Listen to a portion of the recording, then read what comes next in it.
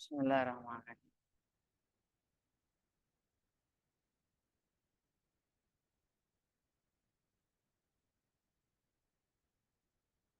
المفعول معه هو مذکور، المفعول له هو ما فعل لأجله فعل مذکور، مثل ضربت تعذیبا وقعدت عن الحرب جبنا۔ یہاں سے ہم سن رحمۃ اللہ علیہ مفاعل خمسہ میں سے چوتھے مفعول لہو کو بیان کر رہے ہیں۔ مفعول مطلق، مفعول بھی اور مفعول فی، تین بیان ہو چکے۔ یہ چوتھا مفعول لہو ہے۔ مفعول لہو کی تعریف سن رحمۃ اللہ نے فرمائی ہے، ہوا ما فعل لاجلہ فعل مذکور، کہ مفعول لہو وہ اسم ہے جو ایسی ذات پر دلالت کرے، ایسی چیز پر دلالت کرے جس کی وجہ سے، جس کے موجود ہونے کی وجہ سے فعل مذکور پایا گیا ہو، یا جس کو حاصل کرنے کے لیے فعل مذکور انجام دیا گیا ہو۔ اس کی مثال رحمۃ اللہ نے دو مثالیں بیان کی ہیں، ایک ہے ضربت تعذیبا اور دوسری قعدت عن الحرب جبنا۔ اس میں تعذیباً ادب سکھانے کی غرض سے ضرب فعل واقع ہوا ہے، اور قعدت عن الحرب جبنا، جبن بزدلی کی وجہ سے، موجود ہونے کی وجہ سے قعود فعل واقع ہوا ہے۔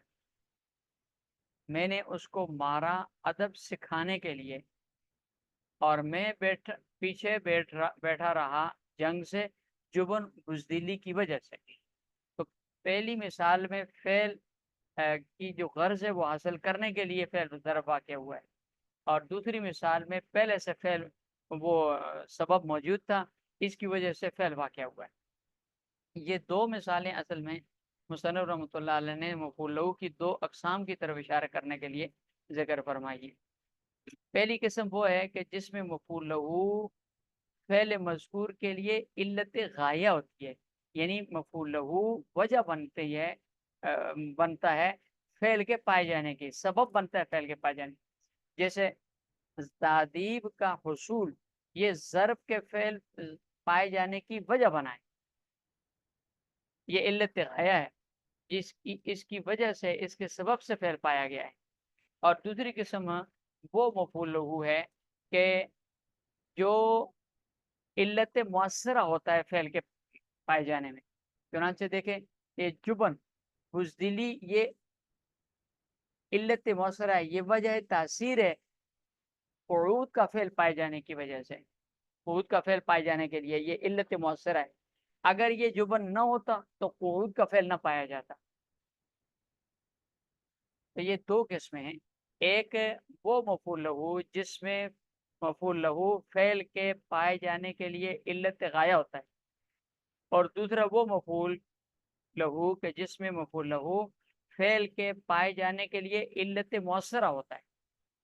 پہلی میں علت غایہ، دوسرے میں علت مؤثرہ۔ وما فعل لاجل فعل مذکور وہ ہے جس کے لیے فعل مذکور پایا گیا ہو، جیسے ضربت تعذیبا قعدت عن الحرب جبن۔ خلافاً للزجاج، اس مسئلے میں اختلاف ہے کہ مفعول لہو آیا مفاعل کی مستقل قسم ہے یا کسی اور مفعول کے تحت داخل ہے۔ تو امام زجاج اور کوفیوں کے نزدیک مفعول لہو مستقل مفاعل کی قسم نہیں ہے، بلکہ یہ حقیقت میں مفعول مطلق کے تحت داخل ہے، یہ مستقل قسم نہیں ہے۔ پھر کوفی حضرات اور امام زجاج کا آپس میں اختلاف ہو جاتا ہے کہ مفعول مطلق کی چونکہ تین قسمیں، تاکید کے لیے، نو کے لیے، عدد کے لیے، تو یہ مفعول مطلق کس چیز کے لیے، کون سی صورت ہے؟ تو کوفی حضرات اس کو مفعول مطلق من غیر لفظ ہی کہتے ہیں،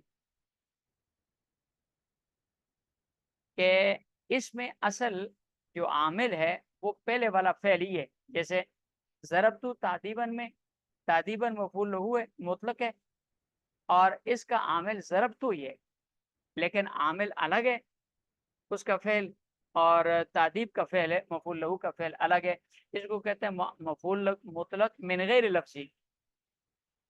جیسے قعدت جلوسا، مفعول مطلق من غیر لفظی ہے۔ اسی طرح قاتو عن الحرب جبنن، جبنن مفعول مطلق ہے اور اس کا فعل عامل قاتو ہے، جن میں دونوں کا فعل الگ الگ ہے۔ تو دونوں من غیر، یہ دونوں مثالوں میں تعدیباً اور جبنن وہ یہ مفعول مطلق ہے جس کا فعل ضربت اور قعدت ہے، مفعول مطلق من غیر لفظی ہے، جو موجودہ فعل ہے یہی اس کے لیے عامل ہوتا ہے، جبکہ امام زجاج کے نزدیک یہ مفعول مطلق نوعی ہے۔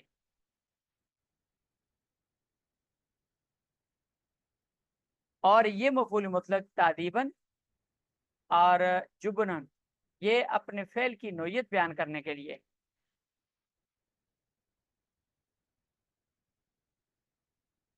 ضربت تعدیباً، ضرب کی نوع کیا ہے؟ ادب سکھانے والی ضرب۔ قعدت عن الحرب قعود کی نوع کیا ہے؟ جبن والی نوع۔ تو پھر امام زجاج کے نزدیک نوعیت بیان کرنے کی دو صورتیں، یا تو بحذف مضاف ہے، یہ تعدیباً کا مضاف، اور جبنن کا مضاف محذوف ہے، عبارت ہوگی ضربت ضرب تعدیباً، اور قعدت عن الحرب قعود جبن،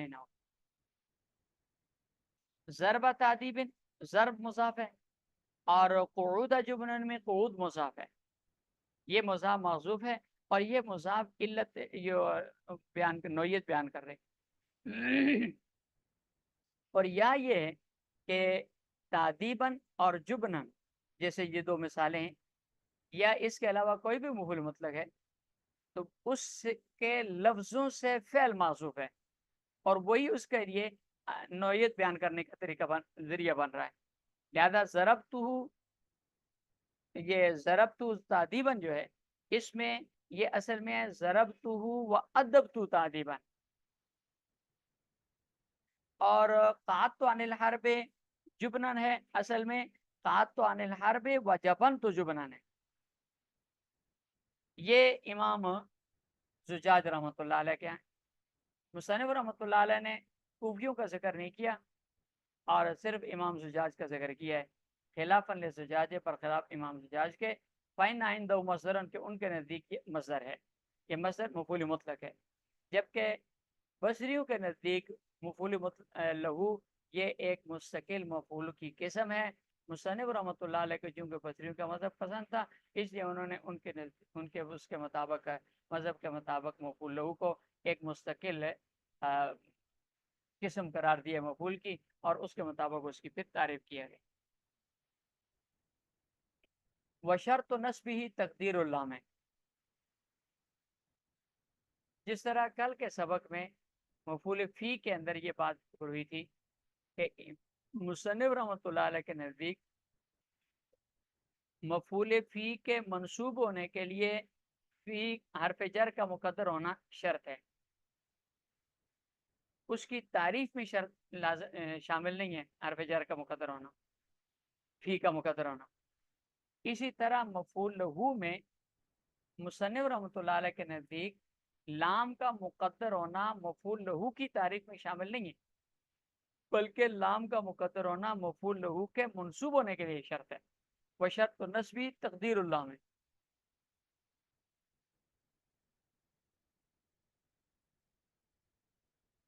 مصنف رحمۃ اللہ علیہ کے نزدیک اس کے منصوب ہونے کے لیے شرط ہے لام کا مقدر ہونا، لہذا جہاں لام عبارت میں موجود ہوگا ظاہر ہوگا تو مصنف رحمۃ اللہ علیہ کے نزدیک وہ مفعول مطلق مفعول لہو ہوگا، لیکن منصوب ہونے کے بجائے مجرور ہوگا۔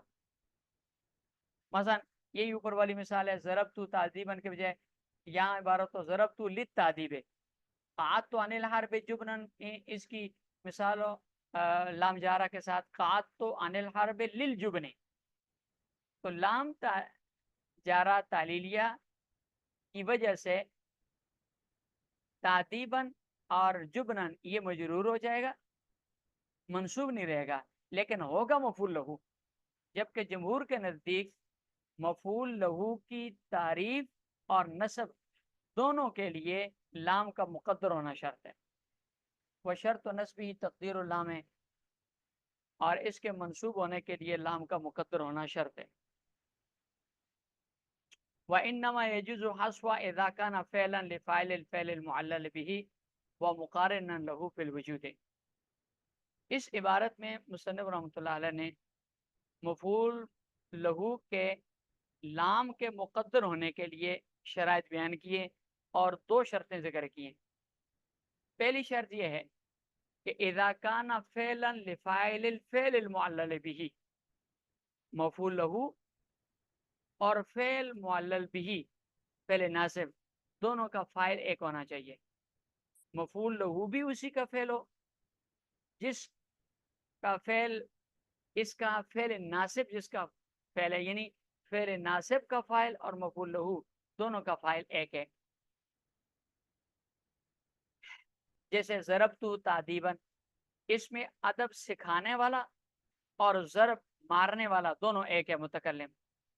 और क़अदतु अनिल हर्ब जुबनन, जुबन में जुबन का फ़ाइल और क़ुऊद का फ़ाइल दोनों का फ़ाइल एक है मुतकल्लिम। क़ुऊद भी मुतकल्लिम का फ़ेल है और जुबन बुज़दिली का पाया जाना ये भी मुतकल्लिम का फ़ेल है। ये पहली शर्त है। दूसरी शर्त है मुक़ारिनन लहू फ़िल वजूद, के मफ़ूल लहू के वजूद का ज़माना और इसके फ़ेल मुअल्लल बिही के वजूद का ज़माना दोनों का ज़माना एक होना चाहिए। जैसे ज़रबतु तादीबन, अब ज़रब का ज़माना और अदब सिखाने का ज़माना एक ही है। क़अदतु अनिल हर्ब जुबनन, बुज़दिली के पाए जाने का ज़माना और क़ुऊद का ज़माना दोनों का ज़माना एक ही है। और बाज़ हज़रात ने एक तीसरी शर्त भी ज़िक्र की है और आम तौर पर वो शर्त बयान की जाती है, यहाँ इन्होंने बयान नहीं की और वो बाकी शर्त है, और वो ये है कि मफ़ूल मुतलक मस्दर हो, मफ़ूल लहू मस्दर हो। देखिए दोनों मसलों में उसमें मिसालों में तादीबन, ज़रबतु तादीबन ये तादीबन मस्दर है और क़अदतु अनिल हर्ब जुबनन ये जुबनन भी मस्दर है। तो मुसन्निफ़ रहमतुल्लाह ने ये शर्त नहीं लगाई, लेकिन बाकी हज़रात ने ये शर्त ज़िक्र की है। तो गोया तीन शर्तें हो गई।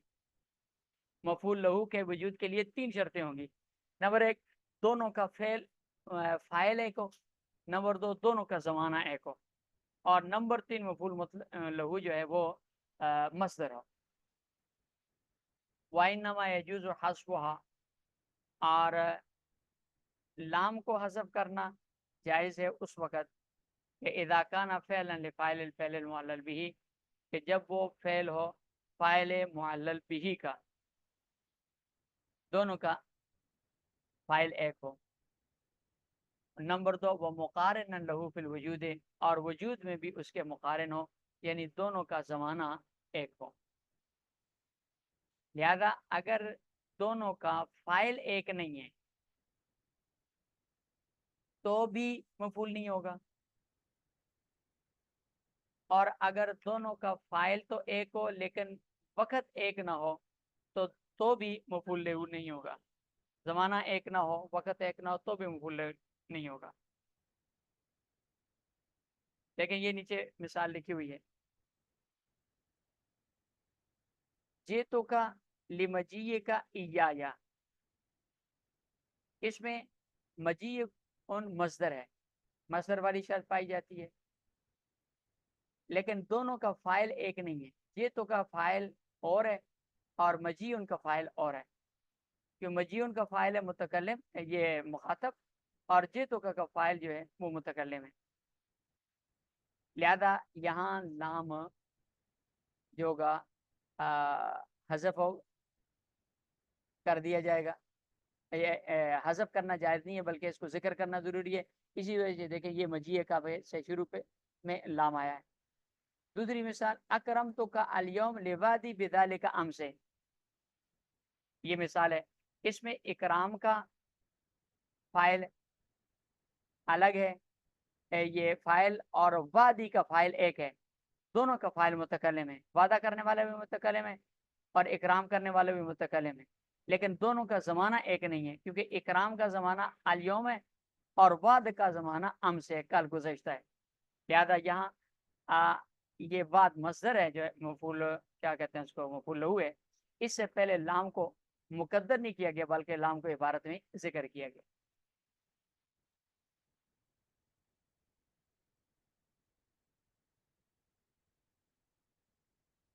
चलिए, हमको